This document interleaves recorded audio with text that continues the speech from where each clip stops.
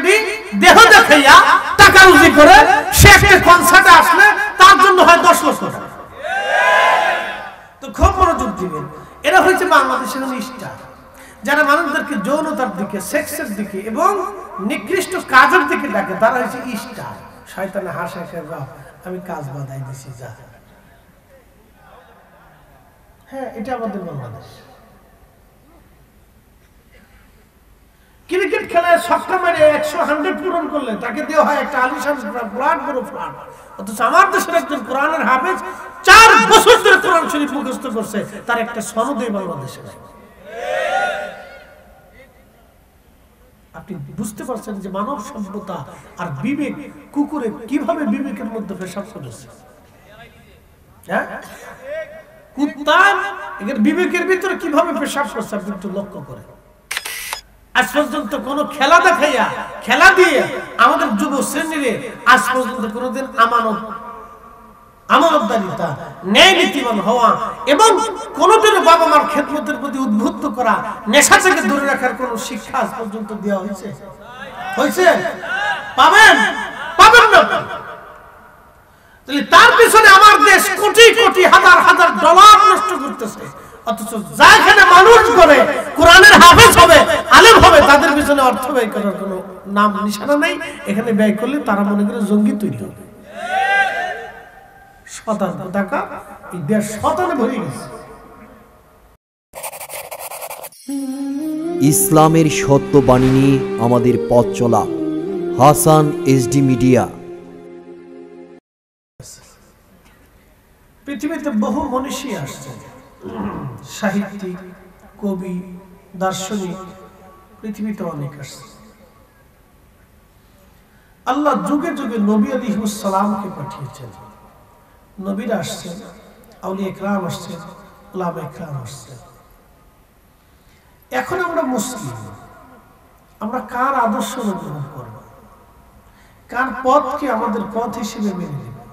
কার জীবনধারাকে আমাদের জীবন হিসেবে মেনে নেব? কার জিন্দেগিকে আমরা ফলো করব? আমরা পৃথিবীতে অনেককে ফলো করি। যেমন ক্রিকেট খেলাতে ভালো খেলোয়াড়কে ফলো করে, ফুটবল খেলাতে ভালো খেলোয়াড়কে ফলো করে। পৃথিবীতে বিভিন্ন আমাদের দেশে নাম বলে তারকা। বাংলা পৃথিবীতে তারকাকে যে বেডি বেশি ল্যাংটা হইতে পারে এটা হচ্ছে তারকা। কি কথা খারাপ কিছু ভাই? যে বেডি বেশি ল্যাংটা হইতে পারে, বেহায়া যে বেডি বেশি, বাংলাদেশের সবচেয়ে যেটা বেহায়া বেশি এরা হচ্ছে তারকা। কি স্টার! আমার যখন হাসি আর চিন্তা করি যে শয়তান কত বড় সিটার, এতে করে স্টার বানিয়েছে। এরা বলে স্টার। এরা যদি স্টার হয় তো শয়তান কি? আপনি একটু চিন্তা করেন, যে নারী তার দেহ দেখায় টাকা রুজি করে, এর চেয়ে নিকৃষ্ট একটা নারী পৃথিবীতে কি হতে পারে? কি কথা বলেন? যারা বলে আপনি একটু বুঝেন, যে নারী তার দেহ দেখায় টাকা রুজি করে,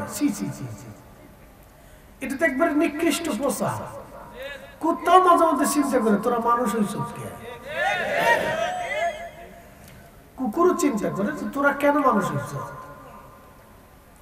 যে পুরুষ এই বেহায়াপনা করে টাকা রুজি করে, মানুষদেরকে যৌনতার দিকে আকৃষ্ট করে।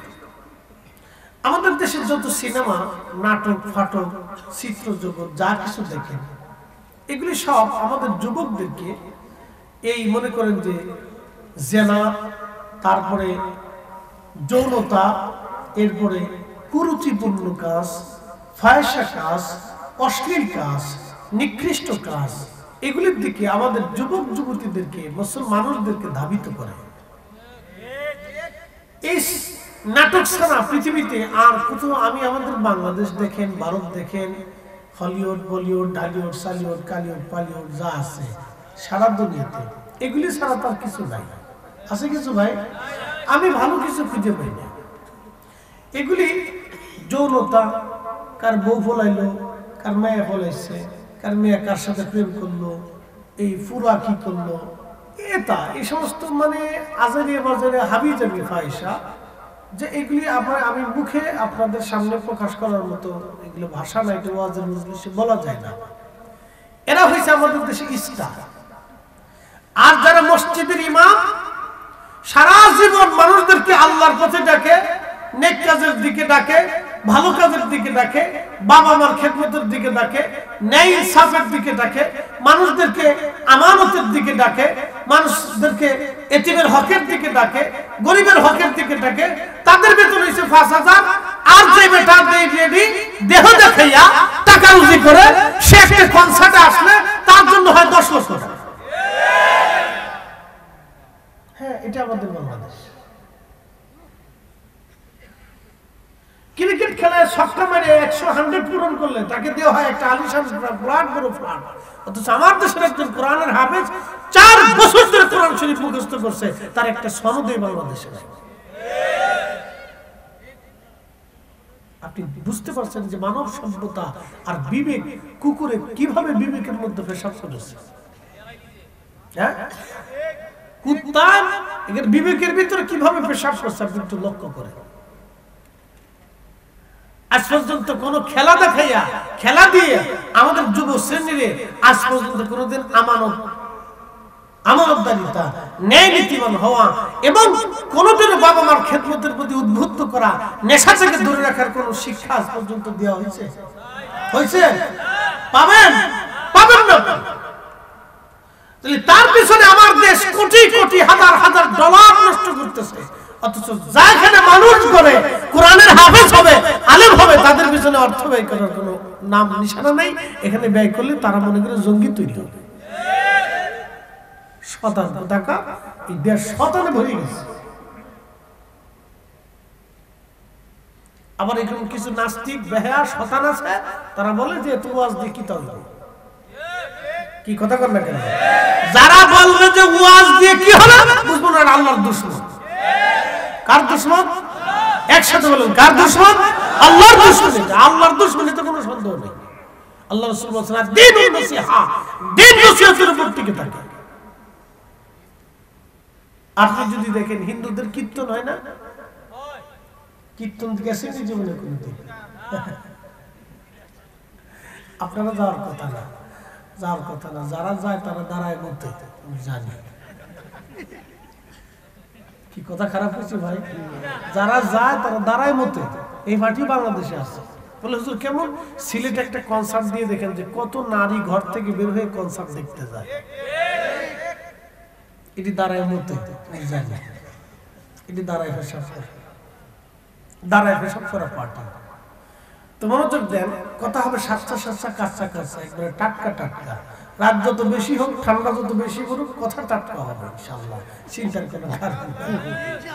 কথা যা বলবো সব টাটকা বলতে হবে, কারণ এই জাতিকে হুঁশিয়ার করা, সতর্ক করা আল্লাহ আমাদের দায়িত্ব দিয়ে রাখছে। এই চেয়ারে যেহেতু বসিয়েছেন, ওদের কথা টাটকা বলতে হবে। তো খুব মনোযোগ দিবেন। এরা হয়েছে বাংলাদেশের নিষ্ঠা, যারা মানুষদেরকে যৌনতার দিকে, সেক্সের দিকে এবং নিকৃষ্ট কাজের দিকে ডাকে, তারা হয়েছে ইস্টার। শয়তানে হাসে, আমি কাজ বাধাই দিছি, যা